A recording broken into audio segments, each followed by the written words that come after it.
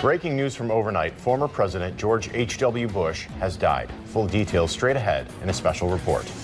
Plus, former Rocket release, the Kansas City Chiefs have cut Kareem Hunt after a video surfaces. In hot water, this morning, tenants in one Toledo apartment building finally have their hot water restored. This is 13 ABC Action News Good Morning with Christina Williams and Tony Geftis. We want to start with some breaking news from overnight. While you were sleeping, former President George Herbert Walker Bush died at the age of 94. A spokesperson for the family says the elder Bush died in his home in Houston late last night. His wife Barbara passed away in April of this year at the age of 92. This is a developing story, and ABC's Linda Lopez has been tracking the very latest. She is joining us live this morning from New York with a look at his life and his legacy. Linda? His family, former presidents, and the nation are mourning the loss of former President George H.W. Bush, who passed away in Houston just after 10 p.m. last night.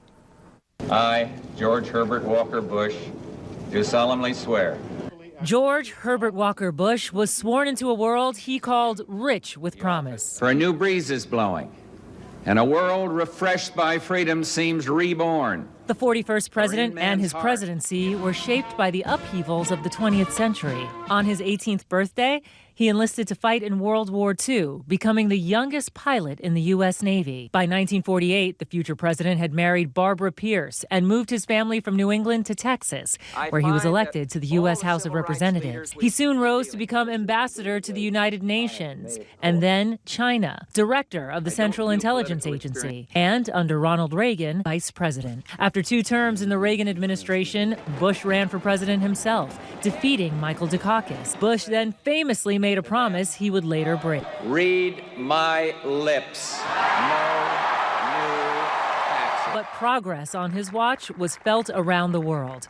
The fall of the Berlin Wall, the end of communism in Eastern Europe, perhaps most notably, the liberation of Kuwait after the Iraqi invasion. A line has been drawn in the sand. Despite his popularity after the Gulf War, a faltering economy and a growing budget deficit eventually weakened his presidency. In 1992, Bush was defeated by Bill Clinton. With the election of George W. Bush in 2000, the senior Bush joined John Adams as both president and presidential father. He devoted his retirement to helping others, raising money with President Clinton for Asian tsunami and Hurricane Katrina victims.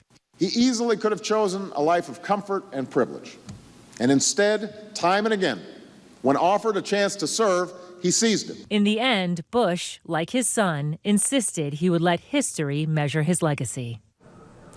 And plans are now being made for the body of former President Bush to be taken to Washington, D.C., where he'll lie in state and where his funeral will take place at the National Cathedral. The president's body will then return to Texas, and he'll be buried in College Station on the grounds of his presidential library and next to his wife, Barbara, and their daughter, Robin. Linda Lopez, ABC News, New York. Back to you. All right, thanks so much, Linda. Much more coming up on Good Morning America starting at 8 o'clock right here on 13 ABC. From there, we want to turn to a check of the local weather. We have meteorologist Dan Zabosian here. Dan, last night, very foggy. This morning, we're just bracing for rain. Yes, we are going to get ready for rain showers this afternoon, and a breezy wind this morning, already around 15 miles per hour, help get rid of that rain, and temperatures also going to be climbing as you get closer to midnight. So your temperature, your high today will be in the overnight hours, waking up Sunday morning. So outside right now, it's 36 degrees, cloudy skies. There's that wind speed sustained out of the east at 15 miles per hour. We mentioned visibility is continuing to improve across the area. Everybody at or well over a mile visibility early this morning. So the morning hours will probably be the best weather before the rain starts to move in from the southwest heading towards the northeast. So temperatures outside largely above freezing in the low to upper 30s this morning, climbing to the low 40s this afternoon. So dry across northwest Ohio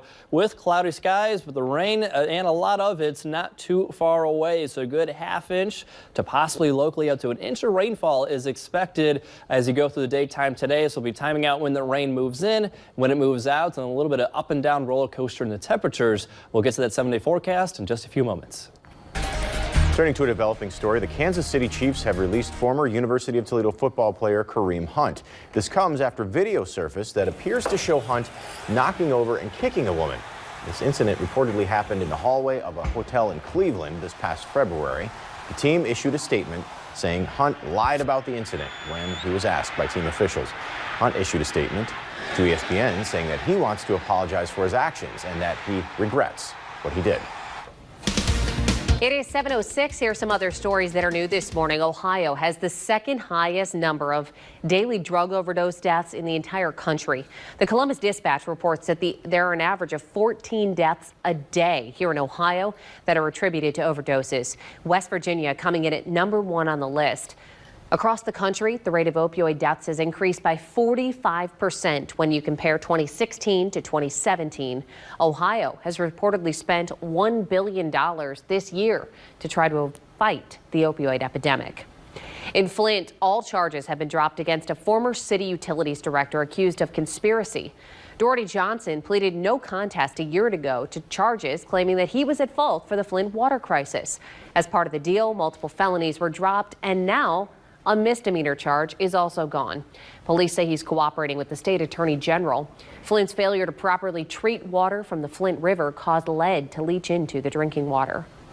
We have a follow-up this morning to a story we've been tracking for weeks. People living in Toledo's Parkwood apartments have gone without hot water, and today that issue is solved. Warm water is once again flowing from the taps. Residents at this low-income senior living complex say they went without hot water despite notifying the property managers, and after going days without answers, the managers eventually told 13 ABC there was an issue with the building's boiler system and that they needed a special part.